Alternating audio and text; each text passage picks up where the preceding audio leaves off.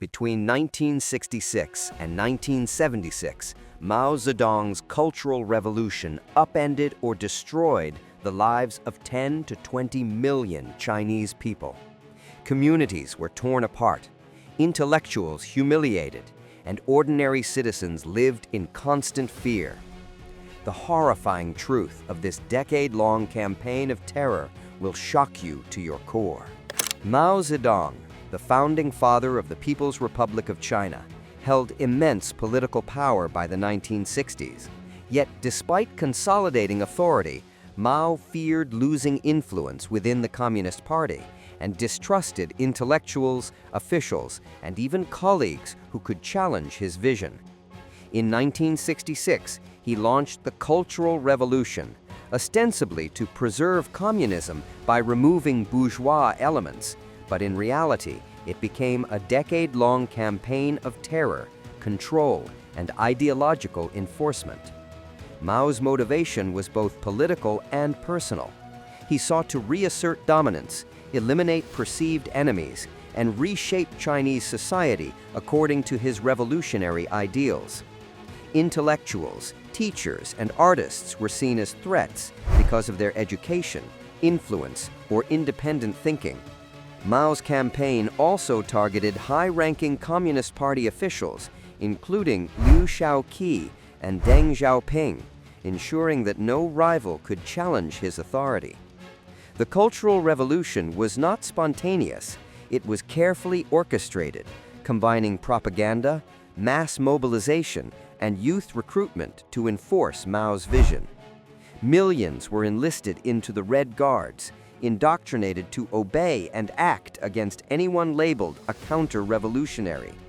This movement allowed Mao to turn ideology into a weapon of control, as fear, loyalty, and violence became intertwined in everyday life. By the end of the 1960s, China was a nation transformed. Schools were disrupted, families were torn apart, and society became steeped in fear, suspicion, and chaos. The stage was set for a decade where ideological purity was enforced through humiliation, violence, and mass persecution, leaving a legacy of trauma that continues to haunt the country. But the Cultural Revolution was only beginning, and the campaigns of the Red Guards would soon escalate into brutal public punishments, mass purges, and destruction that would shock the world. Mao Zedong's call for revolution resonated deeply with China's youth. Teenagers and young adults, inspired by propaganda and promises of equality, eagerly joined the Red Guards, a mass movement charged with enforcing Mao's vision. For many, it seemed like an opportunity to gain purpose, power, and recognition in a society suddenly dominated by ideology. Students were encouraged to challenge authority, even targeting their teachers, principals, and elders. Friendships and families were strained as children turned against parents accused of harboring bourgeois tendencies.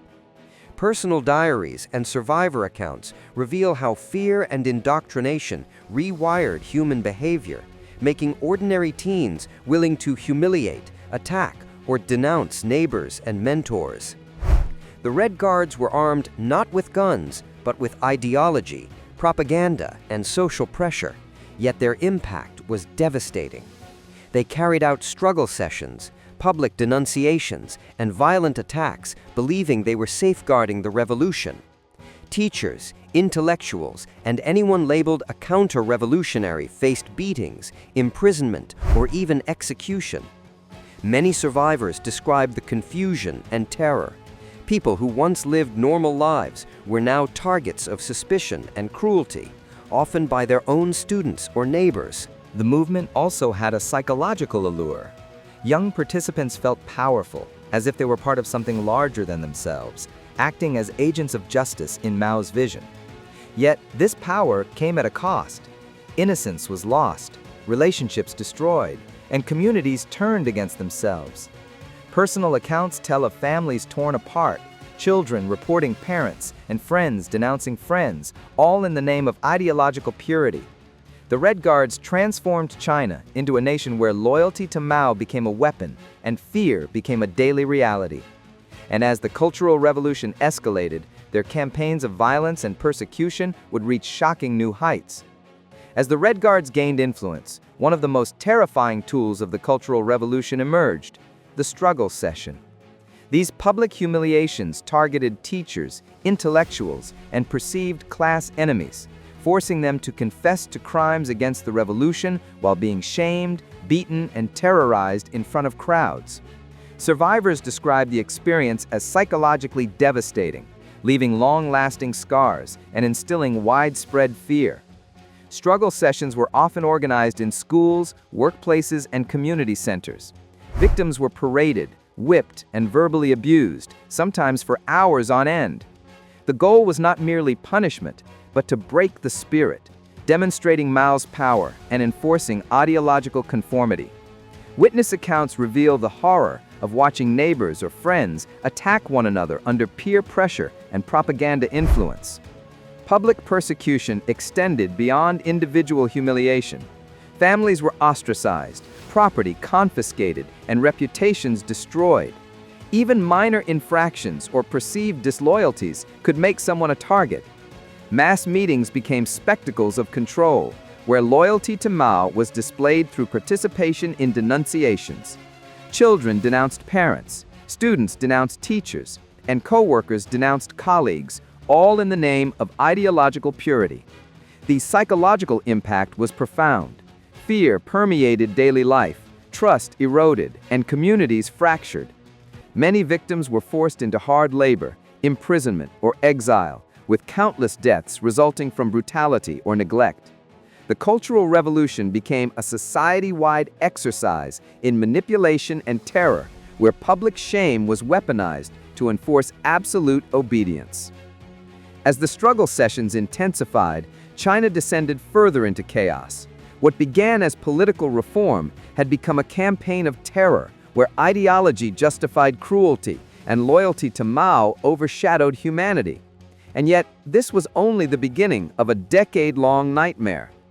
During the Cultural Revolution, intellectuals and cultural figures became primary targets.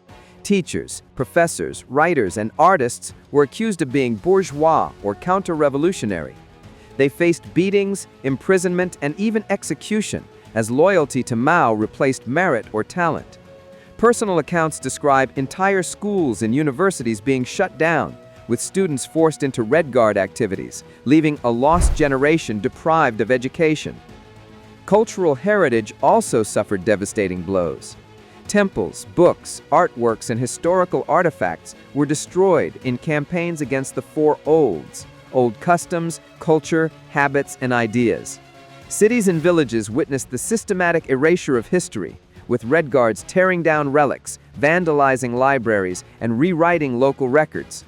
Survivors recount standing helpless as centuries of cultural identity were obliterated in hours. Intellectuals were often forced into struggle sessions, accused of treason or harboring bourgeois ideas.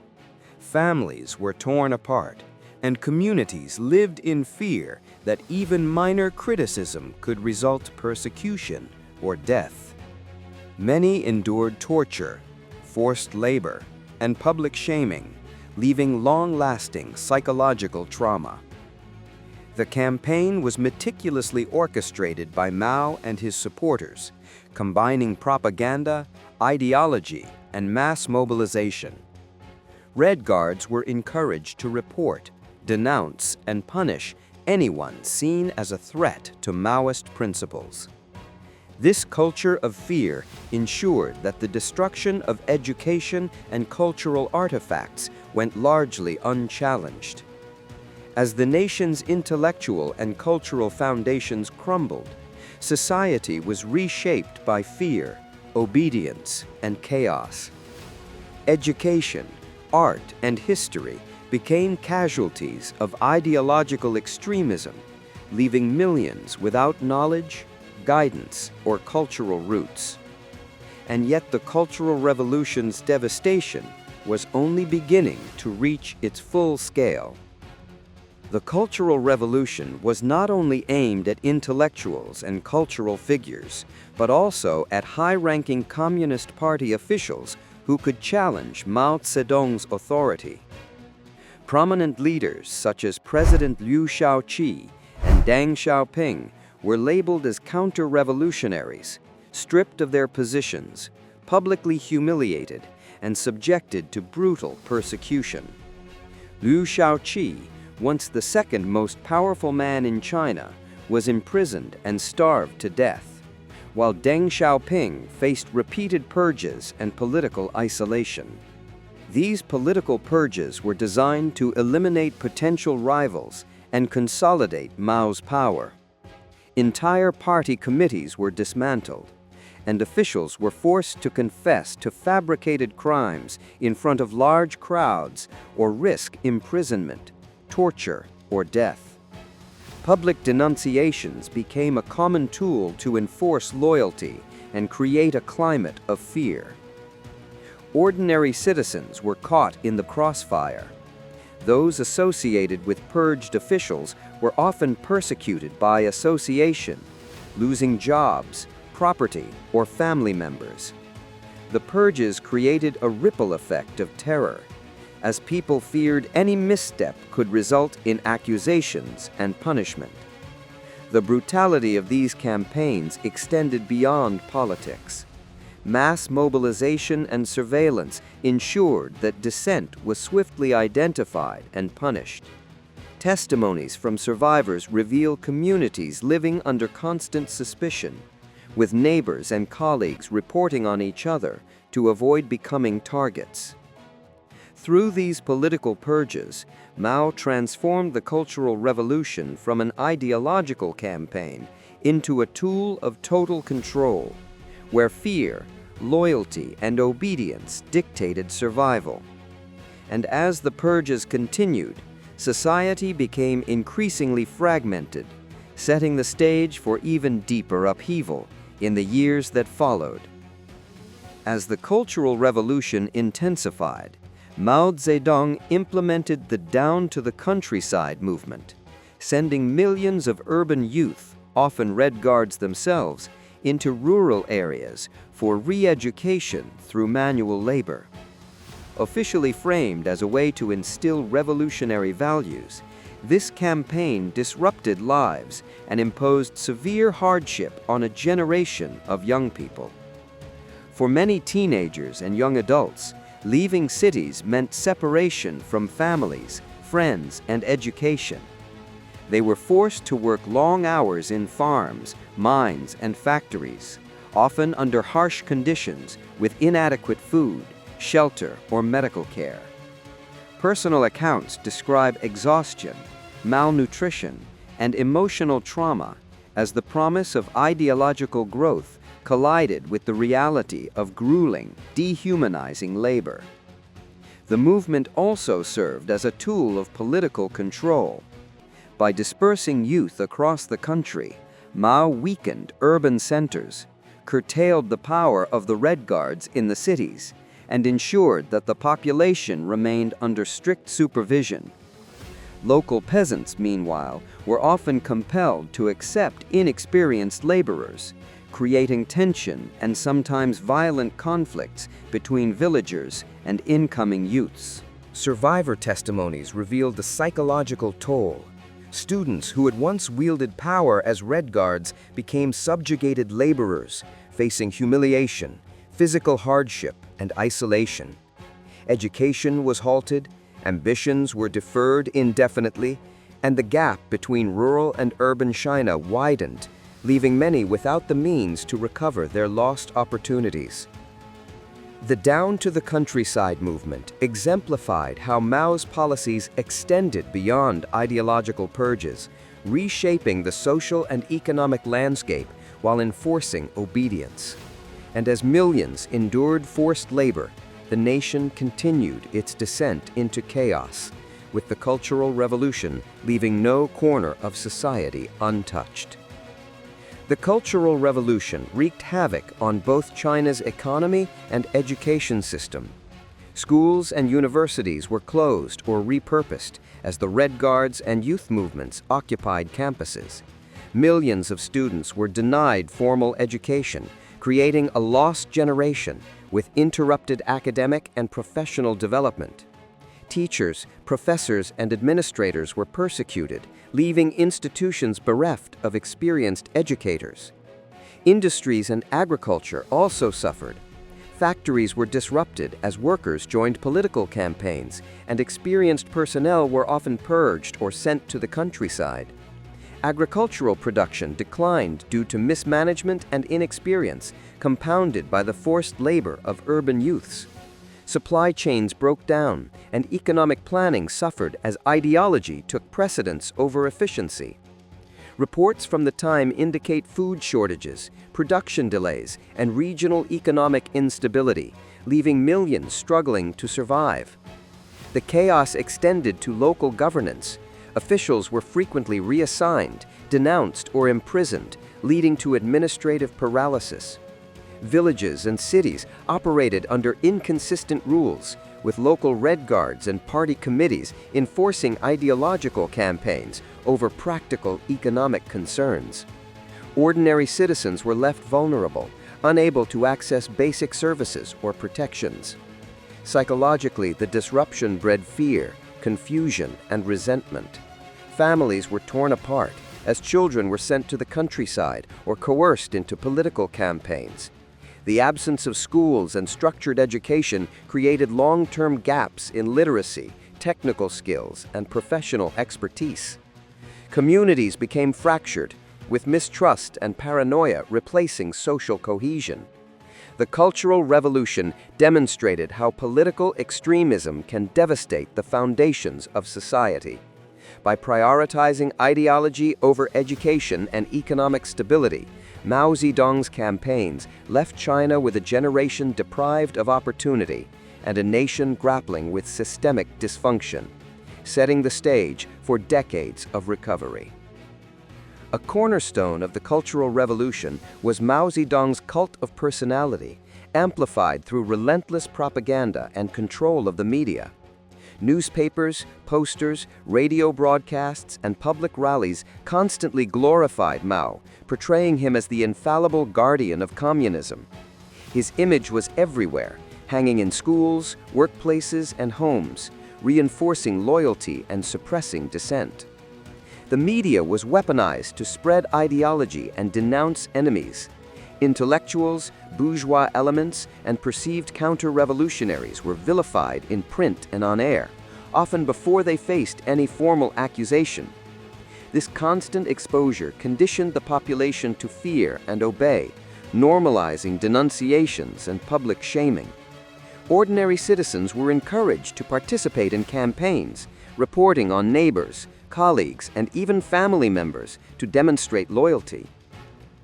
Red Guard rallies became theatrical displays of allegiance, featuring chanting, mass readings from Mao's Little Book, and public denunciations. These events were designed to intimidate and coerce, while reinforcing the narrative that Mao alone defined morality and revolution.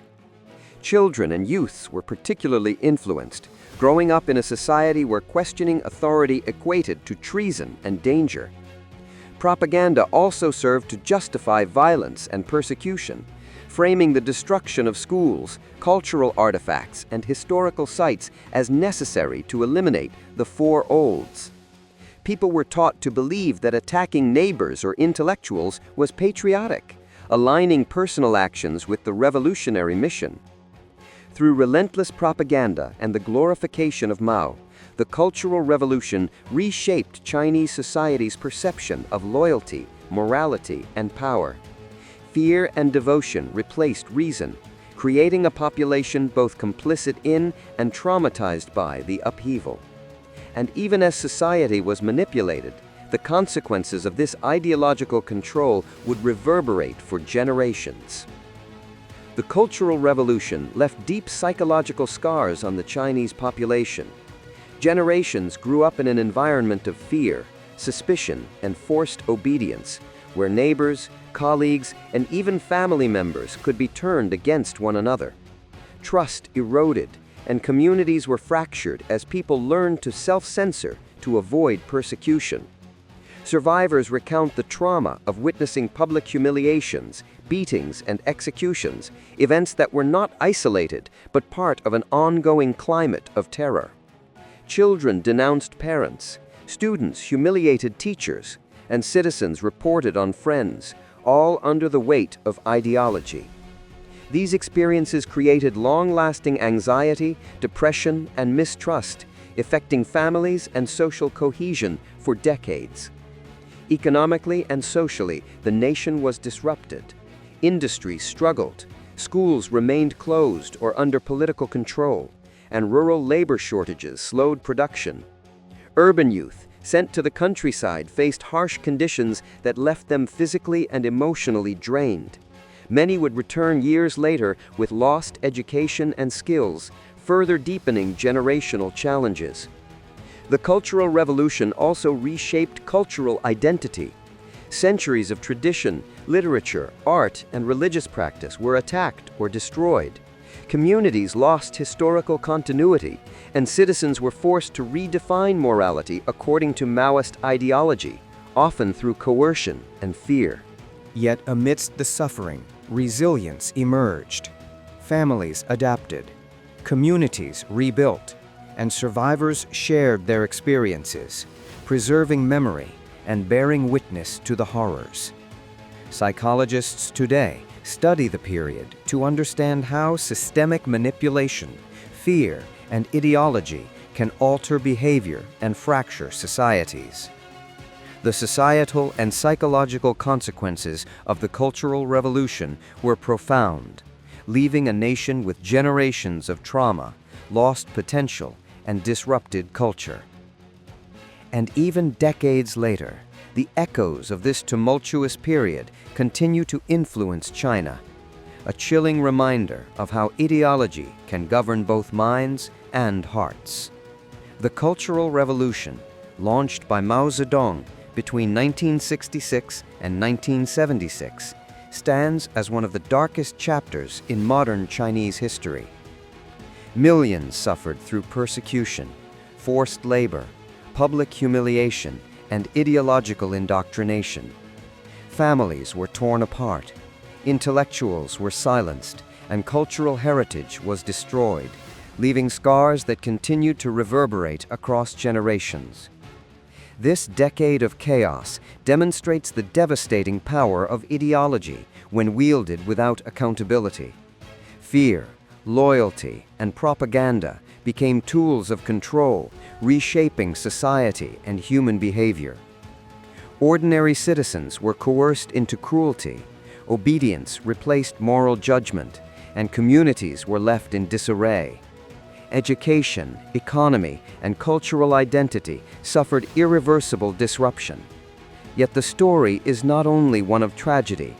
The resilience of survivors, the preservation of memory, and the critical study of the era provide lessons for humanity. It highlights the importance of critical thinking, social trust, and safeguarding institutions against unchecked power. The Cultural Revolution shows how easily fear and ideology can manipulate minds, and the enduring consequences when accountability is absent. Even today, the shadows of those years influence China, with limited discourse on the atrocities and continued control over historical narratives. By studying this period, societies can better understand the fragility of human rights, education, and culture under extremist political campaigns. The Cultural Revolution reminds us that ideological fervor, when weaponized, can destroy not only lives but entire communities. The echoes of fear, loss, and trauma remain a chilling warning. How can humanity prevent the repetition of such tragedies? The answer is as complex as it is urgent, leaving a haunting question for every generation.